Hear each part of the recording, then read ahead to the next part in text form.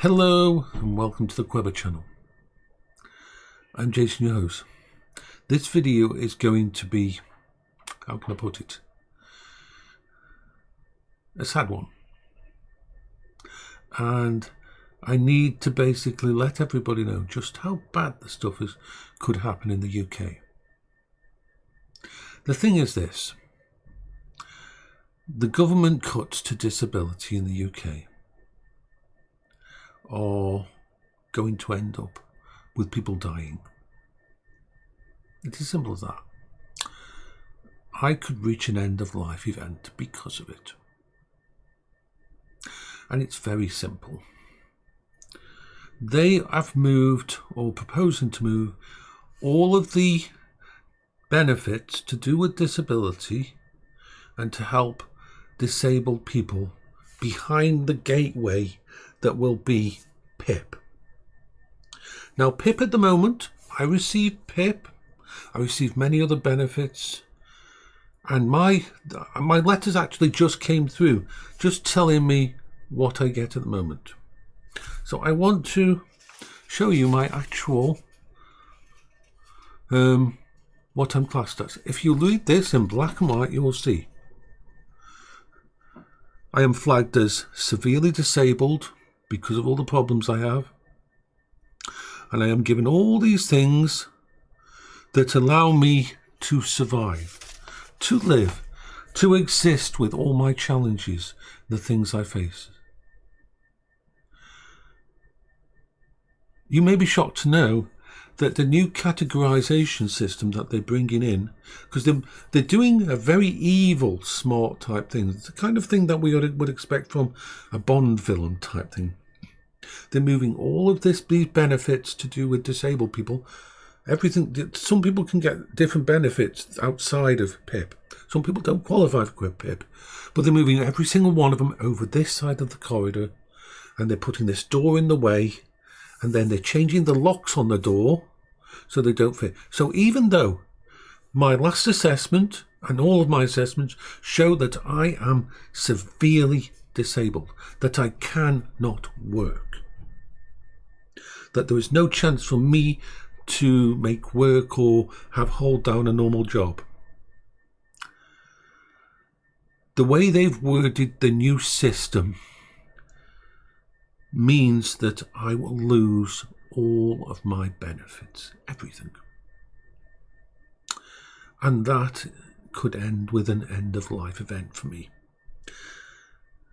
And for many people, that's going to happen to them too. Many people are in a worse situation than me. The way they've changed it is basically to qualify for PIP, you have to get 4 points in a section. Now, most people, because we're not all the same, gain 2 or 3 points in a section, 2 or 3 in a no, 2 or 3, 2 or 3. And, and they take the points as the whole, and that's how you get PIP. That's what happens now. When this change points, you've got to have complete block or it doesn't count. A complete block or it doesn't count. A complete block or it doesn't count. This way they are going to get rid of probably 1.8 million disabled people. And not only those, not only those, they're going to get rid of all the carers and everything else that look after them. Parents who look after disabled children and get the carers allowance and all that kind of thing, they won't get that anymore. This is the true, it's war crimes, it's genocide, it's something that you would expect from a certain leader in the 1940s in Europe. And they try to take the moral high ground. Yeah. Let's remember the simple facts. Their own statistics, which they delayed, which we had to force them to put out, show that disabled PIP fraud and PIP overpayment are less than 1 billion. That's a big number, but less than 1 billion. Do you know what's a lot more? The 40 plus billion from tax avoidance from their rich friends. The loopholes that allow rich people in there to shift their money outside the country or wire it through different banks. Big businesses that don't spend any kind of tax in this country, who have re-registered their offices in another country so that don't pay any tax at all. They could fund the entire welfare bill if they just took, as they say, oh, they're for the working people. No, they're not. So today we're going to get the emergency budget, and a massive amount is going to be cut from the welfare bill, from the disabled people's bill. And you know what's going to happen? I'll tell you. If this goes through over the next few years, 1.8 million people are going to lose all of their support. Everything's going to go away. They're going to be shifted from all that disability stuff, because they don't get past the new locks, onto the employment support side, which means you'll have a few months of being on there, and they'll try to push you into a job, and if you can't do a job, and you'll be sanctioned, and then you'll be removed. You'll lose your housing benefit, you'll use your council tax benefit, you'll lose your everything else that helps it possible for you to live, and you will be basically without anything. I am lucky. I have this house. I have plans in place to try and leverage the stuff in my house to make it possible for me to survive longer than most. But most people are in rented property or a mortgage property or something else, and they will lose their house. They will be on the streets. People with ADHD, people with bipolar, people with autism will end up going down the path of drugs, of alcohol and such like that, because they won't have anything to live for anymore. And they will die. People's coping strategies. I am terrified that in the next few years, because of the changes in disability, that I'm going to have to shift all my coping strategies so much. One of the reasons that I'm making this last thing and will be saving up money to be able to try to do a holiday thing at the end of this year is because I need to reset my brain and everything and try to rework all my coping strategies, because all the old ones are going to be torn away from me, and the stresses that are going to compound on top of it because I won't have the PIP and that is going to be horrifying.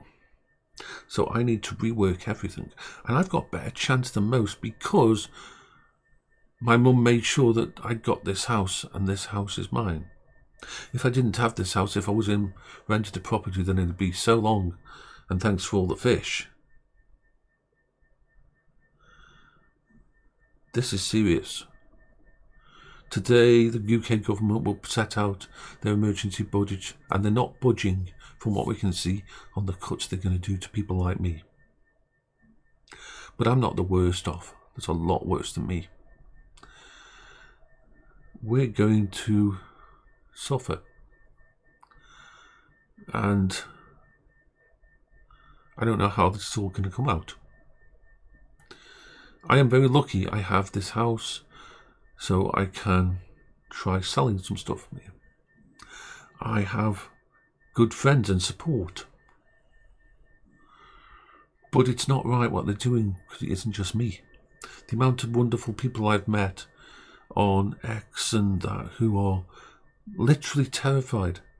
The simple fact that the suicide hotline in the UK and Samaritans is being overwhelmed at the moment by disabled people panicking, that the crisis teams that are there for when a disabled person or mental health person has a bad time and is getting close to the edge and all that kind of thing, is now overwhelmed by people who are scared of their future. At the one little bit of thing that they had stability and these things helped them is going to be gone. And it's not right. It's not right at all.